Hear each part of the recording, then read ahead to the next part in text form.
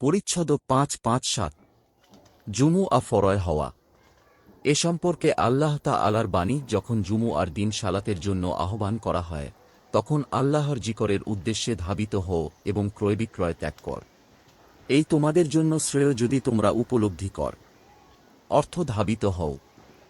৮৩২ আবু ইয়ামান রহ আবু হুরায়রা থেকে বর্ণিত, তিনি বলেন, তিনি রাসূল সাল্লাল্লাহু আলাইহি ওয়াসাল্লামকে বলতে শুনেছেন যে, আমরা দুনিয়ায় আগমনের দিক দিয়ে সর্বশেষ, কিন্তু কিয়ামতের দিন আমরা মর্যাদার দিক দিয়ে সবার আগে। পার্থক্য শুধু এই যে, তাদের কিতাব দেওয়া হয়েছে আমাদের আগে। তারপর তাদের সেদিন যেদিন তাদের জন্য ইবাদত ফরজ করা হয়েছিল তারা মতানৈক্য করেছে, কিন্তু সে বিষয়ে আল্লাহ আমাদের হিদায়াত করেছেন। কাজেই এ ব্যাপারে লোকেরা আমাদের পশ্চাৎবর্তী। ইয়াহুদীদের সম্মানিত দিন হল আগামীকাল শনিবার এবং নাসারাদের আগামী পরশু রোববার।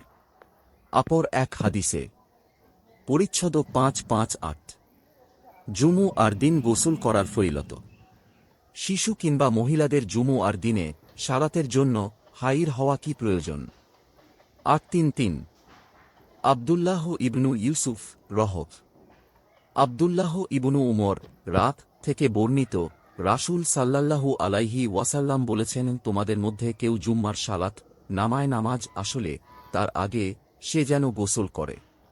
৮৩৪ আব্দুল্লাহ ইবনু মুহাম্মদ ইবনু আসমা ইবনু উমর থেকে বর্ণিত, উমর ইবনু খাত্তাব জুম্মার দিন দাঁড়িয়ে খুতবা দিচ্ছিলেন, এমন সময় নবী সাল্লাল্লাহু আলাইহি ওয়াসাল্লামের প্রথম যুগের একজন মুহাজির সাহাবী এলেন। উমর তাকে ডেকে বললেন, এখন সময় কত? তিনি বললেন, আমি ব্যস্ত ছিলাম, তাই ঘরে ফিরে আসতে পারিনি। এমন সময় আয়ান শুনতে পেয়ে শুধু অজু করে নিলাম।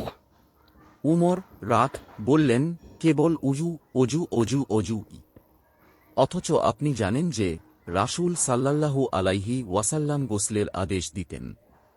৮৩৫ আব্দুল্লাহ ইবনু ইউসুফ আবু সাঈদ খুদরি থেকে বর্ণিত, রাসূল সাল্লাল্লাহু আলাইহি ওয়াসাল্লাম বলেছেন, জুম্মার দিন প্রত্যেক বালিগের জন্য গোসল করা কর্তব্য।